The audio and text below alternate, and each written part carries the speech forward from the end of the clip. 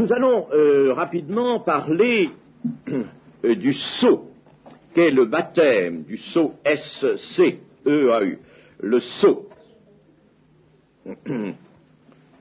Dans une alliance, et nous savons que avec le Seigneur notre Dieu, il y a des alliances, c'est la manière de Dieu, des alliances, voyez-vous, des alliances aux contours très nets.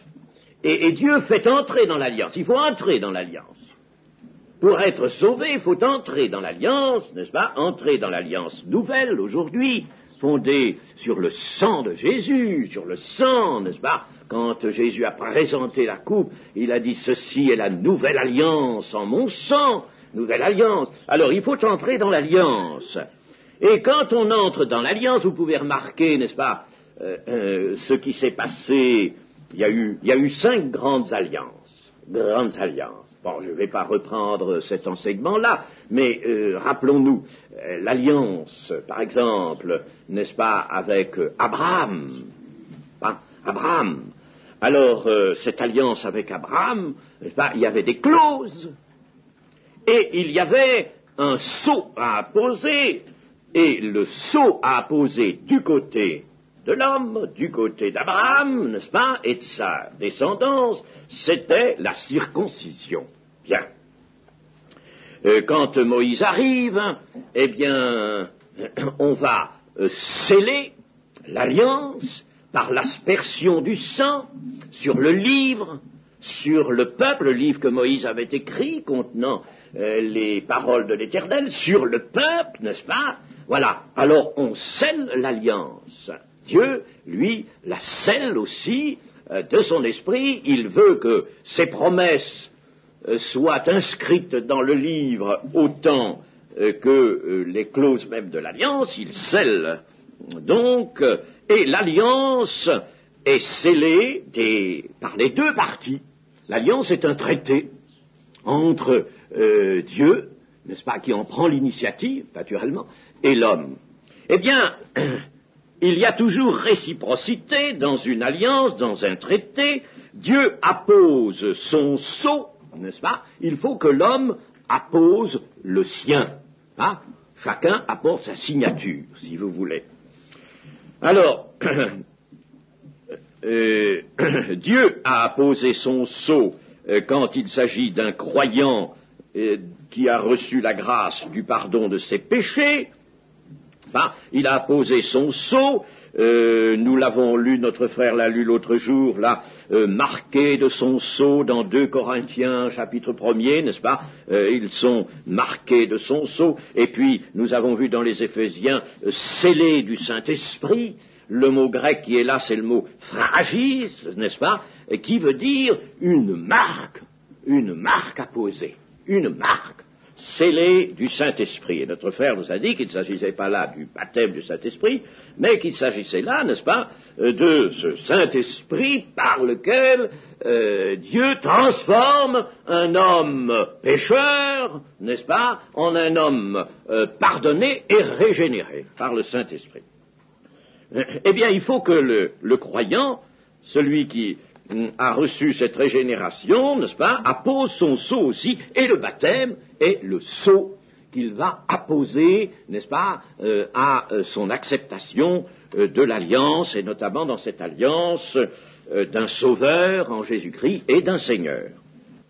Nous allons voir maintenant le baptême en tant que témoignage. Nous avons vu, n'est-ce pas, l'engagement, et nous allons voir le baptême en tant que témoignage. Le baptême lui-même est un témoignage nécessaire. Le baptême des enfants, des petits-enfants, je crois l'avoir déjà indiqué, se trouve évidemment, lui, notons-le bien, privé de tout témoignage personnel. De tout témoignage personnel. Et ce baptême des enfants, si on le pratique, n'est-ce pas, et si on persiste à le pratiquer, eh bien, alors il accrédite la notion d'un salut indépendant de l'individu lui-même, parce que c'est pas le nouveau-né, n'est-ce pas, qui peut savoir ce qu'on fait avec lui. Non, il est absolument passif. Bon. Et rien n'est éveillé encore en lui, c'est un petit, comme l'a dit quelqu'un, n'est-ce pas, de manière évidemment un petit peu, peut-être pas très élégante, mais enfin il a dit c'était un médecin. Alors on peut lui pardonner. C'est un petit sac de chair. C'est un petit être de chair. Oui, c'est vrai. L'âme n'est pas est encore presque virtuelle, n'est-ce pas? Elle va s'éveiller, mais l'esprit va s'éveiller, tout ça, mais les réactions sont des réactions de la chair. C'est un petit être de chair. Bon, alors, il n'est pas question, n'est-ce pas, d'un salut accepté. Par conséquent, n'est-ce pas, le baptême des enfants, c'est un salut, puisqu'on dit bien, n'est-ce pas, que par ce baptême, les enfants sont sauvés.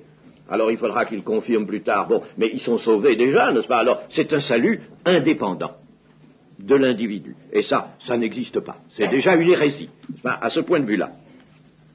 L'enfant qui est baptisé se verra plus tard, quand son esprit s'éveillera, impliqué dans un engagement dans lequel il n'était pour rien. Bon, si bien qu'on arrive à l'église de multitudes, n'est-ce pas? L'église des multitudes. Bon. Alors, aussi bien du côté protestant, qui a pratiqué ce baptême des enfants, que du côté catholique, n'est-ce pas? Alors, on compte des catholiques, un tas de gens qui sont catholiques, qui sont chrétiens, qui sont disciples du Seigneur Jésus. Bon. Ils se sont engagés à rien, n'est-ce pas? Ils sont absolument en dehors de toute vérité. C'est donc une religion, n'est-ce pas? Ils sont dans une religion qui a été échafaudée sur la tradition à partir d'une petite origine biblique, n'est-ce pas? Mais qui est absolument en dehors de toute vérité. Alors, dans cet engagement qui est pris quand un enfant, un nouveau-né est baptisé, il a un parrain, il a une marraine, n'est-ce pas? Et ce parrain et cette marraine sont censés prendre engagement pour lui. Vous savez, ils le font d'une façon tout à fait formaliste, ça n'a aucun sens, et puis on ne peut pas s'engager pour quelqu'un. Au contraire, donc j'ai dit cela pour vous montrer que, au contraire, le baptême du croyant, celui qui peut croire, qui librement a exercé la foi, alors ce baptême revêt le sens d'un témoignage volontaire, un témoignage délibéré, n'est-ce pas, témoignage que les assistants, c'est pour ça qu'il faut que le baptême se fasse devant une assistance, les assistants, n'est-ce pas, vont recueillir ce témoignage, et parmi ces assistants, il y aura des inconvertis, et ces inconvertis, n'est-ce pas, sont des gens qui ont été attirés là, et peut-être pour certains leur cœur commence à s'ouvrir à Dieu, mais en tout cas, le témoignage du baptême, n'est-ce pas, va peut-être les amener à s'ouvrir à Dieu. Ça s'est vu, beaucoup de gens qui se sont convertis après avoir vu un service de baptême, après avoir assisté à un service de baptême. C'est un excellent moment de témoignage. C'est pour ça qu'il faut que le service du baptême soit saint lui-même, saint. Et le vrai baptême, c'est celui qui est exactement conforme aux données de la Bible. Eh bien, c'est un témoignage. Le baptême d'un converti, de quelqu'un qui est réellement converti, qui est plein du feu de son amour pour Jésus, comme la pécheresse pardonnée, qui vient oindre les pieds de Jésus, eh bien, alors ce baptême-là, le baptême d'un véritable converti, est un témoignage pour les assistants et pour l'Église aussi. Il était fréquent dans l'Ancien Testament que l'Éternel demanda à ses prophètes d'appuyer la parole qu'il leur donnait par certains actes, des actes qui étaient des signes, et que Dieu leur indiquait lui-même. Bon, c'est pas eux qui avaient inventé ces signes, n'est-ce pas? C'était Dieu qui le leur indiquait. Un jour, l'Éternel dit à Jérémie, eh bien, tiens, tu vas acheter une ceinture, tu vois? à la mettre sur toi. Et puis alors tu vas aller la porter dans un lieu près d'une rivière, là. C'est appelé l'Euphrate, en réalité, c'est pas le fleuve l'Euphrate, c'est une petite rivière qui portait un peu ce nom. Et alors, tu vas mettre là, n'est-ce pas, dans le creux d'une roche, là. Tu vas la laisser 8 jours. Tu viendras la chercher. Et puis quand Jérémie va chercher sa ceinture, elle est toute abîmée, moisie, n'est-ce pas? Toute abîmée, moisie, elle est impropre, on ne peut plus la mettre, n'est-ce pas? Elle ne sert à rien. Hein. Alors, l'Éternel va dire, bon, eh bien maintenant tu vas aller avec cette ceinture-là, tu vas aller devant le peuple. Tu vas lui montrer, c'est devenu la ceinture. Hein. Et puis, tu lui diras, eh bien, le peuple est vis-à-vis de l'Éternel comme cette ceinture. Voyez-vous, il y avait des choses, n'est-ce pas, des actes, signes, que les prophètes avaient à accomplir pour appuyer leurs paroles. Un jour, le prophète Ézéchiel perce la muraille de sa maison pour sortir ses effets de voyage par le trou, alors qu'il y avait une porte à sa maison, n'est-ce pas? Alors, voyez un peu les gens, n'est-ce pas, voir le prophète qui retirait les pierres, les cailloux, comme ça, avec la main, n'est-ce pas, et il perce un trou, et puis il passe son baluchon par le trou. Mais qu'est-ce qu'il fait, ce prophète-là? Qu'est-ce qu'il est en train de faire? Et puis alors, le soir, il sort, il s'en va, comme partent les exilés, lui avait dit l'Éternel, tu vas partir comme partent les exilés, n'est-ce pas? Alors, tout le monde est là, vient autour de lui, qu'est-ce que ça signifie? Et là, l'Éternel, le prophète, n'est-ce pas, va délivrer la parole de l'Éternel, appuyée par ce signe, n'est-ce pas? Et alors là, c'est plus saisissant, ça a été saisissant. Et le Seigneur ira jusqu'à demander à son prophète Osée d'épouser une prostituée. Une prostituée. Lui, un prophète. Lui, un homme de Dieu. Une femme impure. Une femme souillée. Et alors, naturellement, il arrive ceci, c'est que le ménage d'Osée et de cette femme n'est pas très bon, n'est-ce pas? C'est un ménage troublé. Et alors, les gens le voient. Au début, on murmure, ça se fait que le prophète de Dieu épouse une femme comme ça, n'est-ce pas? On commence par juger, puis alors, après, la parole de l'Éternel vient. Voilà. Eh bien, moi, j'ai pour épouse un peuple qui s'est prostitué. Voilà, n'est-ce pas? Vous voyez la situation du prophète? Eh bien, c'est celle de l'Éternel. Il est il a pour épouse un peuple prostitué. Vous voyez comme ça a été saisissant. Jérémie, une autre fois, prendra un beau vase de terre, un vase magnifique, et ça avait de la valeur, vous savez, un vase de terre. Et puis alors, il vient devant tout le peuple, n'est-ce pas, ce beau vase tout neuf, n'est-ce pas? Vous voyez, et ça avait de la valeur. Hein. Et puis alors, il le prend et il le brise sur le rocher. Oui, et alors il déclare, il proclame, c'est ainsi que je briserai le peuple de cette ville. Voyez-vous, n'est-ce pas, les signes de l'Éternel. Josué, n'est-ce pas, Josué, qui va monter avec le peuple à l'assaut de la ville d'Aï pour la deuxième fois. Lui n'y était pas monté pour la première fois, mais il va y monter avec le peuple. Et alors, l'Éternel lui dit, prends ton javelot et tends-le vers la ville. Et il est loin, loin de la ville. Il y a une embuscade derrière la ville. Tends ton javelot. Et puis il ne bouge plus. Alors il va rester comme ça, lui, le général, le chef de l'armée, pendant tout le temps de l'opération. Tout le temps de l'opération, pendant tout le temps de la prise de la ville. Il va rester comme ça, à durer longtemps. Au début, les soldats ont dit, qu'est-ce qu'il fait, le général? Il lance pas son javelot, non, il le tient. Il bouge pas, le javelot ne part pas, non. L'Éternel lui avait dit de faire ça, il le fait. Il est un signe qui cristallise, donne un élan particulier à la foi de ces gens, n'est-ce pas? On dit, il est comme ça. L'Éternel lui a dit de rester comme ça. Et il n'a pas peur de paraître un peu drôle, il n'a pas peur de l'opprobre. Alors il est comme ça. Et il a obéi. Et la ville d'Aï a été prise, n'est-ce pas? prise, c'était une ville que l'Éternel livrait entre ses mains. Alors, n'est-ce pas, il faut penser à toutes ces choses-là, voyez-vous, c'est la manière de l'Éternel. Et le baptême est un signe. On ne voudrait pas que dans l'alliance qui est entièrement spirituelle, n'est-ce pas, il y ait des choses qui soient tangibles, matérielles. Ben, le Seigneur l'a voulu. Il y a des gens qui spiritualisent tellement qu'ils disent oh, non, l'eau, le baptême, la cuve du baptême, tout ça, non. Nous sommes, n'est-ce pas, nous sommes tellement au-dessus des choses matérielles que nous n'obéissons pas. Le Seigneur a dit cela.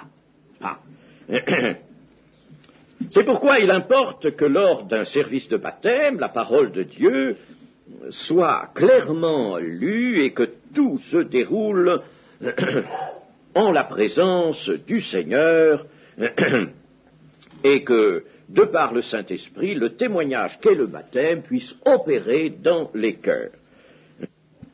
Et nous allons voir maintenant le baptême en tant qu'acte d'obéissance. Le baptême est un acte d'obéissance. Les signes en acte que Dieu demande à l'homme, et je viens de vous montrer par quelques exemples qu'il y en avait, n'est-ce pas, dans l'Ancienne Alliance, les signes en acte, donc, que Dieu demande à l'homme, sont avant tout destinés à mettre à l'épreuve et à mettre aussi en évidence l'obéissance prompte et non discuteuse. D'abord ça, n'est-ce pas, le Seigneur donne une occasion, une première occasion, de manifester sa foi. Les fêtes juives, par exemple, étaient cela aussi, n'est-ce pas, manifester sa foi, sa confiance en l'Éternel. La foi conduit à deux choses. Elle conduit à un choix, d'abord. J'ai choisi la voie de la vérité, dira le psalmiste, psaume 119. J'ai choisi, librement, je choisis la voie de la vérité. Un choix, et un choix libre, n'est-ce pas? Et puis, deuxièmement, elle conduit à l'obéissance. Donc, deux choses, un choix et l'obéissance. Quand on a choisi, n'est-ce pas, l'obéissance. Choisis la vie ou la mort. J'ai mis devant toi la vie ou la mort, choisis, n'est-ce pas, choisis. Si l'on a choisi la vie, alors immédiatement, la foi va faire autre chose, elle va obéir. Paul indique que son apostolat consiste à amener, au nom de Jésus-Christ, les païens, tous les païens, à l'obéissance de la foi. L'obéissance de la foi, et nous pouvons dire en effet que dans le mot pistis, le mot grec, n'est-ce pas, qui est traduit par foi, qui est quelquefois traduit par fidélité. Ce mot, pistis, pistos, est traduit par foi ou par fidélité. Fidélité, nos traducteurs l'ont traduit par fidélité quand il s'est agi de Dieu. Ils n'ont pas osé dire la foi de Dieu. Pourtant pas dénué de vérité. Dieu a foi en son œuvre, vous savez. Et la foi, il entreprend son œuvre dans le risque. Dans le risque, en somme, n'est-ce pas? Voyez-vous, Dieu a foi en son œuvre. Mais enfin, on traduit la fidélité de Dieu, on ne pas traduire. Et c'est le même mot. Attention, c'est le même mot, n'est-ce pas? Et le mot pistis, donc, désigne en réalité, très exactement, une foi alliée à l'obéissance. Il y a la notion d'obéissance, et pourquoi, n'est-ce pas, ça donne fidélité. La fidélité, c'est une foi, en somme, qui obéit, n'est-ce pas? Eh bien, l'obéissance est incluse dans la signification de ce mot, si bien que si l'on dit j'ai la foi, j'ai foi, et qu'on n'obéisse pas, on ment. Tout simplement. On ment. Parce que, n'est-ce pas, on utilise le mot foi qui vient de la traduction de pistis, et on dit un mensonge. Parce que si on dit j'ai la foi et je le montre, et je le manifeste. L'évangile et la prédication de Jésus-Christ ont pour but d'amener toutes les nations à l'obéissance, dit l'apôtre Paul dans le chapitre 16 des Romains. Nous savons que Jésus, je n'insiste pas, a obéi bien qu'il fût fils, Nous savons que c'est par l'obéissance dans les choses qu'il a souffertes, qu'il a obtenu cette grâce magnifique d'être sauvé de la mort, n'est-ce pas? Dieu nous a élus, dit l'apôtre Pierre, pour que nous devenions obéissants. Le but de notre régénération, de notre rédemption, c'est d'être obéissants. Toute discussion, par conséquent, tout marchandage. On marchande souvent l'obéissance. On marchande la parole de Dieu. Et n'écoutez jamais, pas des gens qui vont mettre en discussion la parole de Dieu. C'est déjà un péché, ça. D'entrer dans la mise en question de la parole de Dieu. Sous prétexte peut-être d'élucider ceci ou cela, n'acceptez jamais ça. N'est-ce pas? N'acceptez pas. Vous offensez l'Éternel si vous mettez la parole de Dieu en question. Elle n'est pas faite pour ça. Alors, tout marchandage et toute discussion sont indignes de Dieu. Lorsqu'autrefois les auxiliaires de Dieu obéissaient, ils le faisaient sans discuter. J'ai parlé de Josué, par exemple, n'est-ce pas? Et il ne va pas dire au Seigneur, Seigneur, mais il faudrait peut-être que je lance mes hommes, il faudrait peut-être que je sois à leur tête quand même, il faudrait peut-être que je bouge un peu, je marche, si je reste comme ça, je vais rester au même endroit pendant tout le temps et je vais rien faire. Moi, le conducteur des hommes, non, dis rien, reste comme ça. Ah, c'est magnifique cette foi, cette confiance, n'est-ce pas? Et alors là, l'homme, voyez-vous, l'homme disparaît. Dans ces signes-là, n'est-ce pas, Dieu fait disparaître l'homme. L'homme n'y est pour rien. Josué, c'est pas l'habileté qu'il avait de lancer le javelot, il était peut-être très habile au lancer du javelot. Hein? Ah, il aurait peut-être touché le roi d'Aï, peut-être il l'avait lancé en plein cœur, mais, n'est-ce pas? Non, c'est pas l'homme qui va le faire, c'est Dieu qui va le faire. Mais ce que Dieu demande à l'homme, c'est l'obéissance. Et l'obéissance ouvre la porte au miracle. C'est l'obéissance qui ouvre la porte au miracle. Ah, demandons pas les miracles si nous-mêmes, n'est-ce pas, nous n'ouvrons pas la porte par l'obéissance. La théologie, vous savez, toute la théologie est mauvaise parce qu'elle est discuteuse, elle discute la parole de Dieu, elle discute la Bible. Il y a un auteur, c'est Berkman, je crois, Berkman, qui a écrit un livre, c'est un pasteur, docteur en philosophie, même allemand, évangélique, qui a écrit un livre, Tempête sur la Bible. Et il montre combien cette théologie moderne fait de mal, n'est-ce pas? Quel mal elle fait. Parce qu'elle est discuteuse, parce qu'elle modifie le mode d'obéissance sous toutes sortes de raisons intellectuelles ou de traditions, n'est-ce pas? Donc, la théologie est dans son ensemble hérétique. Jésus lui-même a obéi dans le baptême, et ça, n'est-ce pas, ça devrait nous marquer, ça. À quoi, devant un tel fait, servira une théologie transformatrice? Elle fera triompher la volonté de l'homme, et cette théologie, n'est-ce pas, qui discutera, qui transformera le baptême, nous ramènera à l'offrande de Caïn. Seigneur, voilà, je te donne, moi, ce que je crois devoir te donner, il faut que ça te soit agréable, Seigneur. Et le Seigneur détourne son regard. Voilà. La véritable foi porte à l'obéissance et elle saisit le baptême. La véritable foi saisit le baptême comme le moyen premier de se donner la joie d'obéir, car il y a une joie dans l'obéissance. Elle se donne la joie d'obéir. C'est en somme offert à celui qui, au néophyte, si vous voulez, au catéchumène, celui qui entre, n'est-ce pas, qui vient d'être régénéré. Alors, comment il va obéir? Tiens, il y a le baptême, justement. N'est-ce pas, il va tout de suite demander le baptême, n'est-ce pas? Et on voit ceux qui sont vraiment convertis, n'est-ce pas? Ah, moi je vais être baptisé. Et nous pouvons dire que l'obéissance est bien davantage qu'une soumission. On l'a appelé une soumission. Je n'aime pas tellement ça. Je sais bien que le verbe soumettre on le trouvera dans la concordance, mais ce n'est pas ce qu'il faut appliquer à l'obéissance, et à la plupart même des obéissances. C'est pas ça. Il faudrait que nous regardions l'obéissance, je vais parler de l'obéissance dans le baptême, mais disons, n'est-ce pas, que toute obéissance, il en est de même de toute autre obéissance. Il faut regarder l'obéissance à la parole de Dieu comme autre chose qu'une soumission. Se soumettre. D'ailleurs, vous voyez, n'est-ce pas, l'homme n'accepte pas trop, ça c'est un point de vue, surtout aujourd'hui, n'est-ce pas, qui achoppe à se soumettre. Bien sûr, on va se soumettre, on va devenir esclave de Dieu, mais c'est pas ça qu'il faut retenir. L'apôtre Paul dit bien, quand il parle d'esclave de Dieu, je dis ça, n'est-ce pas, à cause de la faiblesse de la chair, mais il s'exprime ainsi. Il y a toute autre chose. Il faut bien se dire que la parole de Dieu est créatrice. Ah, est-ce qu'on sait ça? Est-ce qu'on s'en souvient? Et ce n'est pas une certaine parole de Dieu qui est créatrice, c'est-à-dire que la lumière soit, ou que les eaux du dessus se séparent avec les eaux du dessous, n'est-ce pas? C'est pas seulement cette parole-là qui est créatrice, c'est toute parole de Dieu qui est créatrice. Toute parole de Dieu est créatrice. Elle a une force cachée en elle, qui est la force créatrice de Dieu. L'Éternel dit, et la chose arrive. Il ordonne, et elle existe. Ah, n'est-ce pas?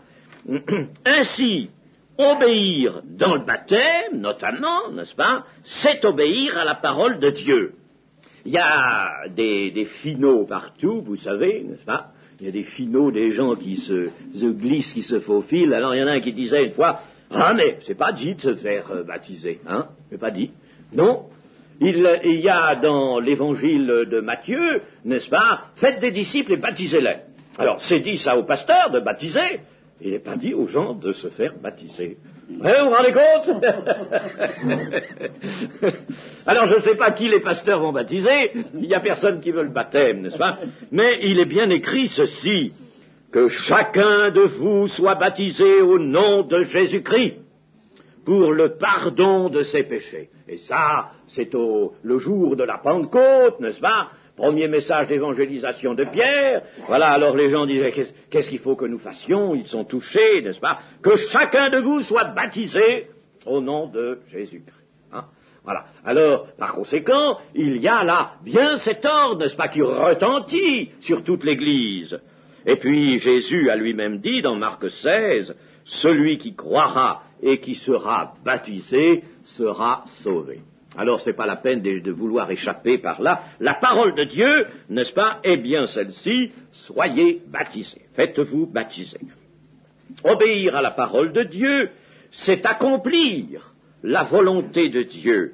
C'est donc, puisque la parole de Dieu est créatrice, alors, obéir à cette parole, c'est entrer dans l'ordre de la création. L'ordre de la création, le chapitre 4 de l'Apocalypse nous dit que c'est par sa volonté, par la volonté de Dieu, que tout a été créé, et que toutes choses subsistent même, n'est-ce pas? Voyez, toutes choses ont été créées par la volonté de Dieu, et par la volonté de Dieu aussi, toutes choses subsistent. Bon, par la volonté de Dieu accomplit.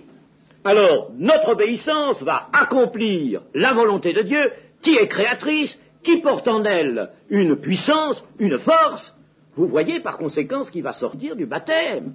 Le baptême n'est pas la purification des péchés, n'est-ce pas? Mais c'est pas un geste sans conséquence. Ah, attention, il n'a pas de pouvoir, si vous voulez, en lui-même de pouvoir pour régénérer, pour accorder le pardon des péchés et la rédemption.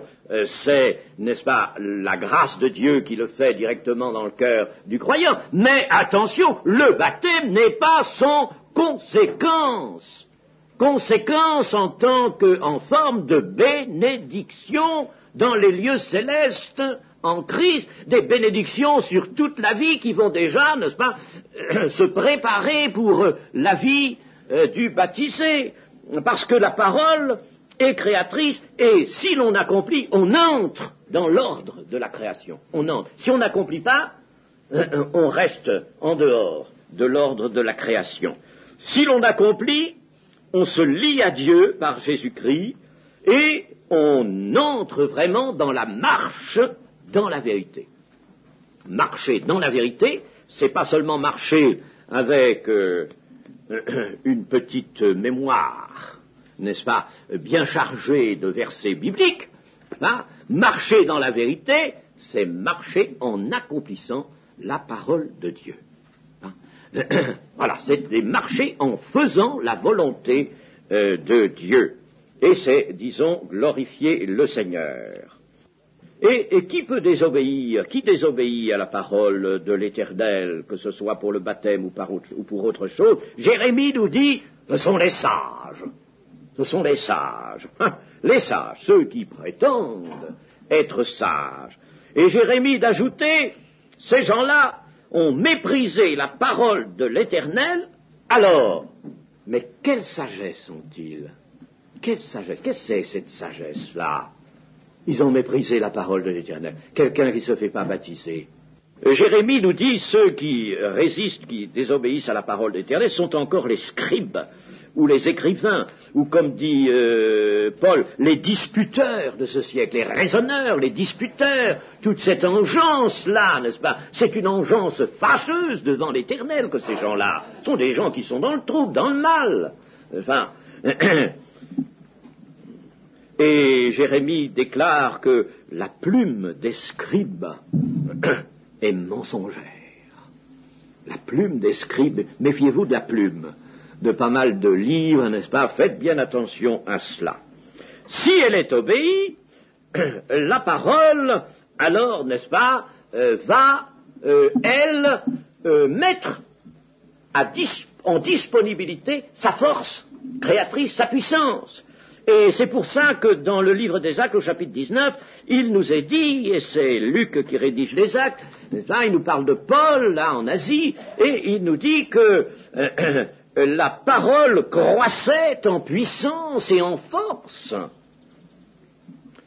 La parole allait en se développant, gagnant des âmes de plus en plus, n'est-ce pas? Bon, c'est très bien dans cette Asie mineure. Mais le livre des Actes, c'est ce qu'il dit, c'est le Saint-Esprit qui parle, n'est-ce pas? La parole de Dieu croît en puissance et en force. Ah, il y a une force dans l'obéissance.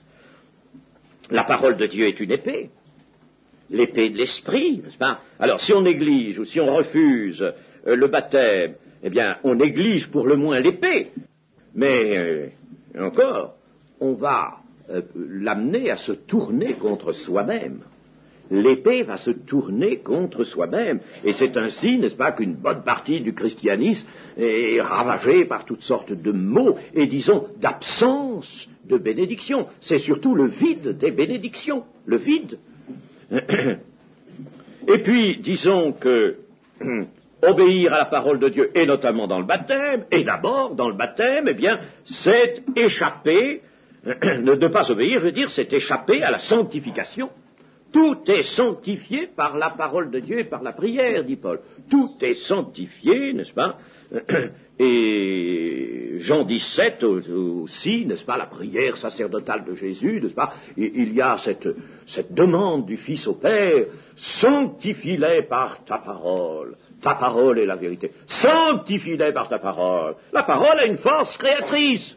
N'est-ce pas? Donc, le baptême ne sera pas seulement un signe, si vous voulez, n'est-ce pas, nécessaire, mais absolument exempt de toute conséquence. Pas du tout. Du côté des bénédictions à venir, il y a des conséquences. Il y a des conséquences. Et enfin, n'est-ce pas, je dirais que l'obéissance d'un seul, vous savez qui c'est ce seul, n'est-ce pas, l'obéissance de Jésus-Christ, l'obéissance d'un seul a justifié beaucoup d'hommes. Hein, et nous voulons, nous, que notre témoignage soit fort dans le baptême, dans le Saint-Esprit, n'est-ce pas? Moi, je ne vois pas même, n'est-ce pas? Je ne vois pas comment Dieu, n'est-ce pas, qui est connu à travers les Écritures, comment Dieu peut vraiment, n'est-ce pas, baptiser du Saint-Esprit pour le témoignage, car le baptême du Saint-Esprit fait d'un disciple un témoin. Le disciple, n'est-ce pas, baptisé du Saint-Esprit, devient un témoin. Il a la force du témoignage, il a l'amour du témoignage, il a la sagesse du témoignage, n'est-ce pas? Alors, je ne vois pas comment le Seigneur, n'est-ce pas, peut se servir de quelqu'un comme témoin qui a dit, moi, quand j'étais petit, j'étais nouveau-né, je sais, on me l'a dit, n'est-ce pas? J'ai même encore, n'est-ce pas, les menus du repas, hein, de baptême, oui. C'est vrai parce que moi je les ai. Je les ai encore. Eh bien, n'est-ce pas, on peut dire, je sais que j'ai été baptisé n'est-ce pas? Il y a écrit en lettres dorées, n'est-ce pas, menu de repas pour le baptême de Robert Mampiot. C'est très beau, c'est magnifique, n'est-ce pas? Ils se sont bien régalés. Moi, j'avais un biberon ce jour-là.